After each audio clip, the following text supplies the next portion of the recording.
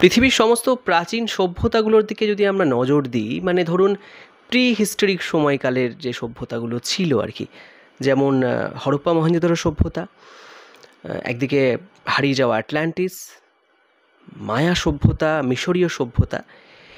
এই সভ্যতাগুলোর আগের যে সভ্যতা, অর্থাৎ যদি আমরা দেখি যে আজ থেকে প্রায় 12,000 বছর আগের সময়কালটা, সে সময় সমুদ্রের জলস্তর অনেকটা বেড়ে গিয়েছিল এবং এই জলস্তর বৃদ্ধি পাওয়াটা একটা প্রাকৃতিক কারণেই হয়েছিল এবং হঠাৎ করে বেড়ে গিয়েছিল।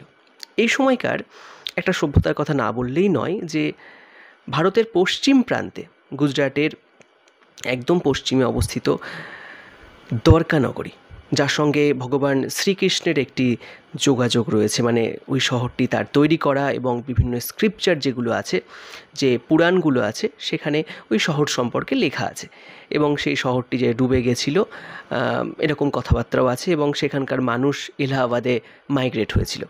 এবার এটাকে খুব খুব সহজেই এটাকে মানে ডিসকানেক্ট করে দেওয়া যায়, কারণ এটা তো কোনো ইতিহাস না, এটা হচ্ছে একটা মাইথোলজিক্যাল ব্যাপার, তাহলে এটাকে ইজিলি আমরা কাট করতে পারি। কিন্তু আসল ব্যাপারটা কি, 1980 সালের পর থেকে যখন এখানে জলের তলায় স্কুবা ড্রাইভাররা নামেন এবং প্রত্নতাত্ত্বিকরা নামেন, সেখানে দেখেন যে ওখানে এমন কিছু স্ট্রাকচার রয়েছে যেগুলো কোনোভাবেই প্রাকৃতিক নয় এবং কার্বন ডেটিংয়ে দেখা যায় তার বয়স কমপক্ষে 5,000 বছর, কমপক্ষে, এবং মহাভারতের যে সময়, সেই সময়কালের সঙ্গে মিলে যাচ্ছে। অর্থাৎ মহাভারতে লেখা দ্বারকা নগরের সম্পর্কে যে সমস্ত তথ্য ছিল তার সঙ্গে সমস্ত তথ্য মিলে যাচ্ছে। এবার এখানকার প্রশ্নটা আসে যে তাহলে এটা ইতিহাস নাকি এটা পুরাণ কি?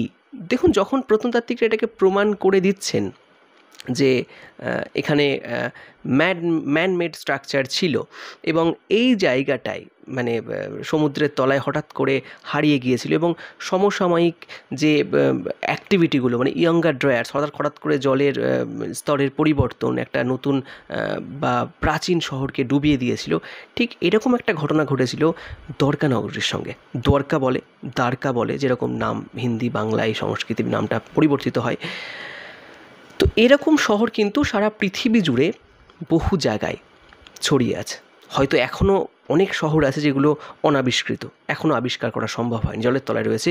এবং সেই সময়কার ভারতবর্ষের সঙ্গে আরবের ট্রেড এবং এই সমস্ত প্রাচীন হারিয়ে যাওয়া সভ্যতাগুলোর সঙ্গে একে অপরের সঙ্গে কিন্তু একটা ভালো সম্পর্ক ছিল, একটা কানেকশান ছিল, সেটা কালচারালি এবং ব্যবসায়িক ভিত্তিক।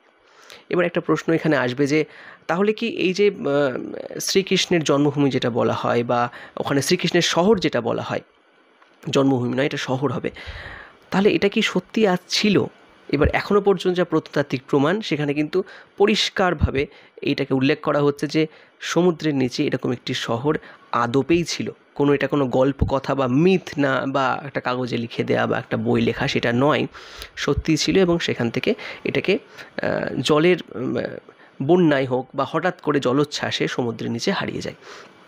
এবার এর সঙ্গে একটা যেটাকে বলা হয় কনস্পিরেসি থিওরি আছে, যে আসলে শ্রীকৃষ্ণ ছিলেন, মানে এনশিয়েন্ট অ্যাস্ট্রোনট থিওরিজদের মতে তিনি নিজেই ছিলেন একজন অতিমানব, বলা যায় যে বহির্জাগতিক মানব, এলিয়েন, এবং তিনি এখানে এসে শহর তৈরি করেন।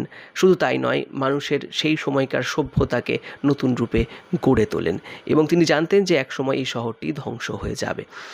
কিন্তু এখন আমরা এগুলোকে সরিয়ে রেখে যদি ভাবতে পারি, তাহলে একটা কথা ভাবতে পারবো যে ভারতবর্ষের এই সভ্যতা কত বেশি প্রাচীন, হরপ্পা মহেঞ্জোদারো সভ্যতার থেকেও বেশি প্রাচীন।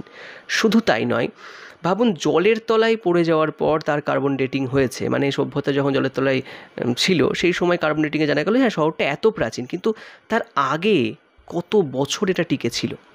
যখন হস্তিনাপুরে, মহাভারতের উল্লেখিত হস্তিনাপুর এবং কুরুক্ষেত্রের এক্সকাভেট করা হয়, মাটি খোঁড়া হয়, বিশেষত হস্তিনাপুরে যে সমস্ত কালচারাল আর্টিফ্যাক্টসগুলো পাওয়া গেছে, তার সঙ্গে শ্রীকৃষ্ণের শহর দ্বারকা নগরীরও একই রকম আর্টিফ্যাক্টস পাওয়া যাচ্ছে। তো এই ব্যাপারে আমরা একটা পডকাস্ট বানিয়েছি, আপনারা চাইলে শুনতে পারেন, আমি লিঙ্ক দিয়ে দেবো।